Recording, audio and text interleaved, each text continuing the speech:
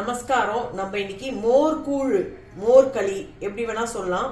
அது எப்படி பண்றது அப்படின்னு சொல்லிட்டு நம்ம பார்க்கலாம். அதுக்கு நான் வந்து கொஞ்சம் புளிச்ச மோரா எடுத்துட்டு இருக்கேன்.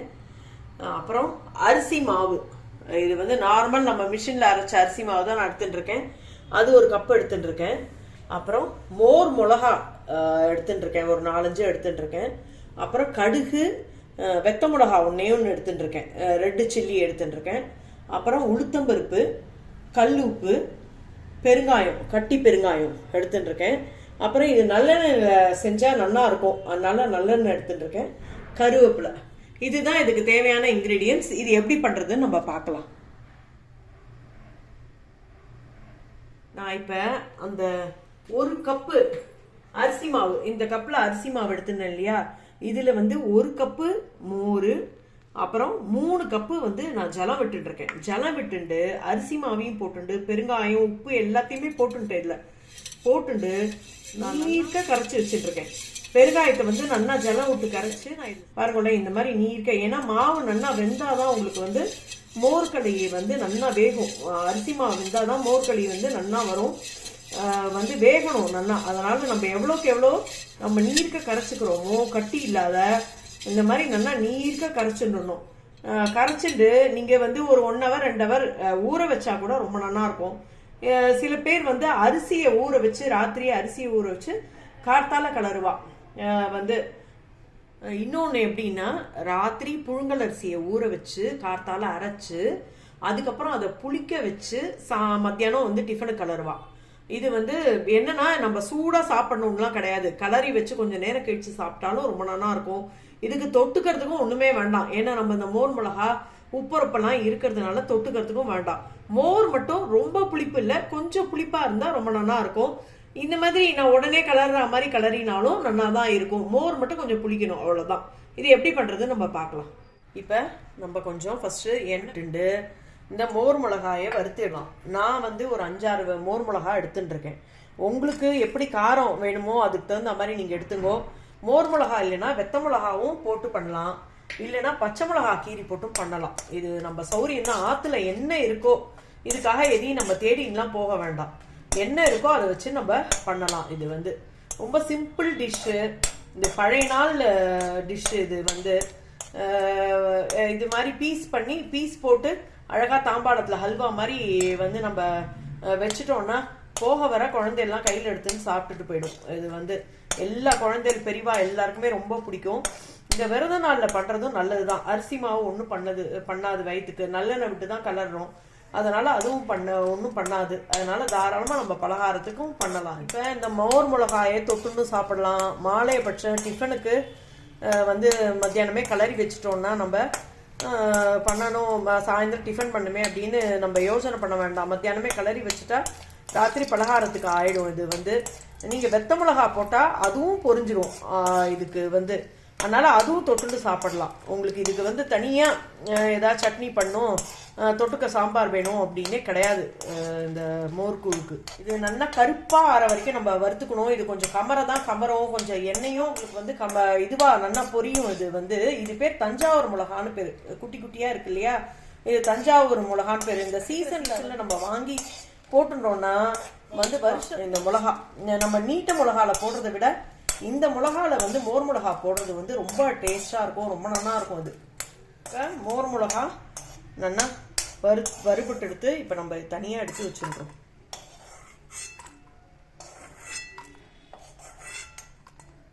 இப்ப வந்து இந்த எண்ணெயிலேயே தான் நான் வந்து மோர் குழம்பு பண்றேன், ஏன்னா வாசனையா இருக்கும். அதனால இப்ப பாருங்க, இதுக்கு கடுகு, வெத்த மிளகா எடுத்து வச்சிருந்தோம் இல்லையா, அது வெத்த மிளகாவும் கிள்ளி போட்டேன். உளுத்தம்பருப்பு,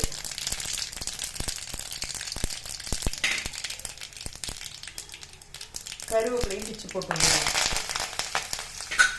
கருவேப்பிலை போடும்போது வெடிக்கும், தெரியாத வாழை இருந்தால் கொஞ்சம் நவுந்து போடும்போது கருவேப்பிலை கொஞ்சம் லைட்டாக செவந்தா போதும். ஏன்னா இந்த உளுத்தம்பருப்பு மட்டும் ரொம்ப செவக்கணும், நம்ம வெயிட் பண்ணினோம்னு வச்சோம்னா அப்படியே கருப்பாயிடும். இப்போ வந்து இந்த மோரையும் விட்டுடுறோம். இதை எப்படி நல்லா கலந்துட்டு நல்லா அடுப்பை சிம் பண்ணிட்டு விட்டுங்க. கலந்துட்டு இந்த மாவையும் விட்டுடலாம்.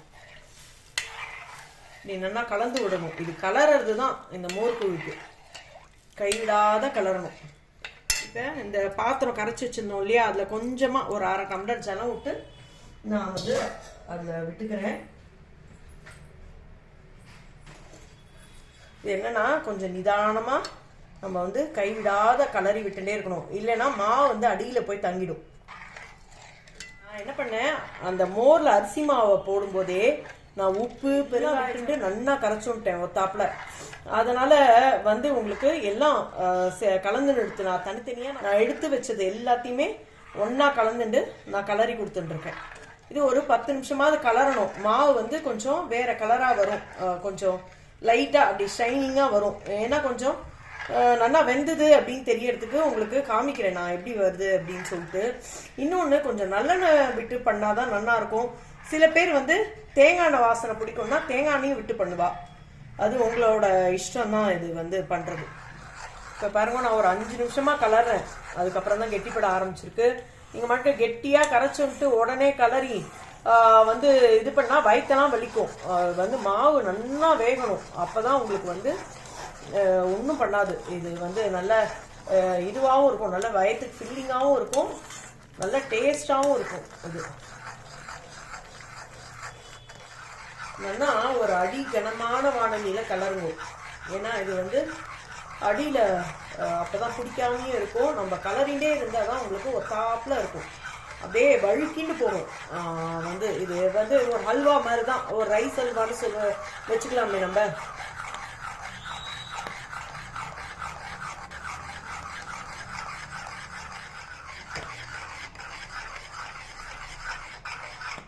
நல்லா கெட்டியாக ஆரம்பிச்சிருக்கு, உங்களுக்கு பார்த்தாலே தெரியும் எப்படி ஒரு நல்ல ஷைனிங் வந்திருக்கு பாருங்க மாவில்.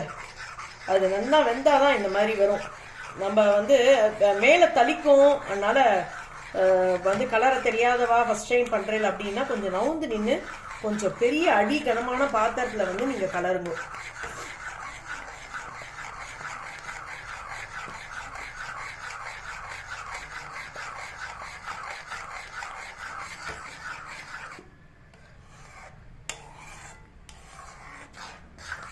இப்போ நம்ம மோர் கூழ் மாதிரி அப்படியே சாப்பிடலாம், பீஸ்லாம் போட வேண்டாம்னா இந்த ஸ்டேஜில் நம்ம அப்படியே எடுத்துக்கலாம். இது மாதிரி நம்ம துண்டமாக போடணும்னா இன்னும் 2 கலர் கலரும். உங்களுக்கு பார்த்தேன்னா தெரியும், முன்னாடி இருந்ததுக்கும் இப்போக்கே எவ்வளோ டிஃப்ரென்ஸ் இருக்குன்னு பார்த்தாங்கனாலே தெரியும். நல்லா மாவு வந்துருக்கு.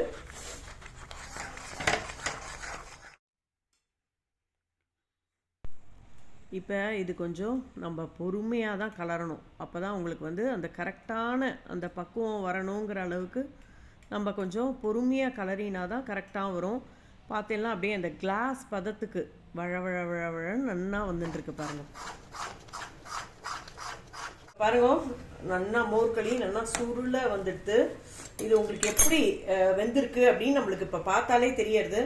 நீங்கள் வேணும்னா இப்படி கையாட்டி நீங்கள் இப்படி இப்படி இப்படி தொட்டு பார்த்தீங்கன்னா பாருங்க, கையில் ஒட்டவே இல்லை. ஏன்னா ஈரத்தை தொட்டுண்டு ஈரத்தில் இப்படி கை வச்சுண்டு பாருங்க, இதில் ஜலம் வச்சுட்டுருக்கேன், ஈரத்தில் இப்படி இது பண்ணிட்டு இப்படி நீங்கள் தொட்டேன்னா கையில் ஒட்டவே இல்லை, ஆனால் வெந்திருக்கு அப்படின்னு அர்த்தம். இப்போ பாருங்க, இப்போ நான் அந்த பிளேட்டில் வந்து கொட்டுறேன், எப்படி வந்து வழுக்கின்னு விழுறது பாருங்க. இப்போ பாருங்க, பிளேட்டில் நான் வந்து நல்லெண்ணெய் விட்டுருக்கேன். இப்போ நம்ம பிளேட்டில் கொட்டி ஆற வச்சு விடலாம். எப்படி அல்வா மாதிரி வருது பார்த்தீங்களா, நல்லா சுருள சுருள நம்ம நல்லா கலரினா நம்மளுக்கு இந்த மாதிரி வந்துடும்.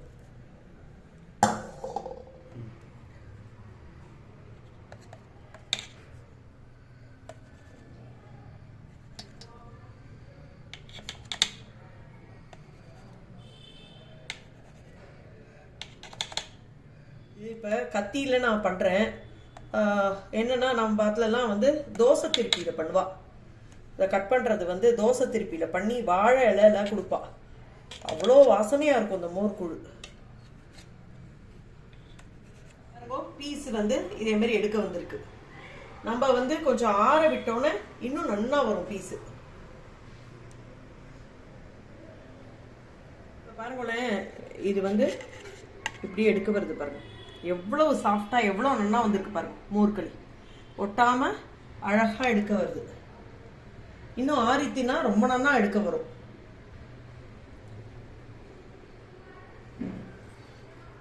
இது வந்து நல்லா கெட்டியார வரைக்கும் கலரணும். அப்பதான் உங்களுக்கு வந்து இந்த மாதிரி வந்து கேக் மாதிரி பீஸ் போட வரும். இல்லைன்னா உங்களுக்கு வந்து அப்படியே மோர் கூழா சாப்பிட்டுக்கலாம். எப்படி வேணாலும் நீங்க உங்களுக்கு எப்படி சௌகரியமோ அது மாதிரி பண்ணீங்க. மாலை பட்சம் வந்து செப்டம்பர் 18th இருந்து அக்டோபர் 2 வரைக்கும் இருக்கு. அக்டோபர் 2 வந்து மாலை அமாவாசை. அதனால இது வந்து நம்ம வந்து பலகாரத்துக்கு, நம்ம சாயந்தரம் பலகாரத்துக்கு இது பண்ணிக்கலாம். இது ரொம்ப ஈஸியா தான் காமிச்சிருக்கேன். இப்ப பாருங்களேன், இப்ப நம்ம மோர் மிளகா வருத்தோம் இல்லையா, அத வந்து இது மாதிரி சாப்பிடும்போது ஒரு ஒரு எப்படி வேணுமோ காரம் அந்த மாதிரி மேல வந்து நம்ம சர்வ் பண்ணும்போது வச்சு கொடுத்தா இதோட சாப்பிடறதுக்கு ரொம்ப நல்லா இருக்கும்.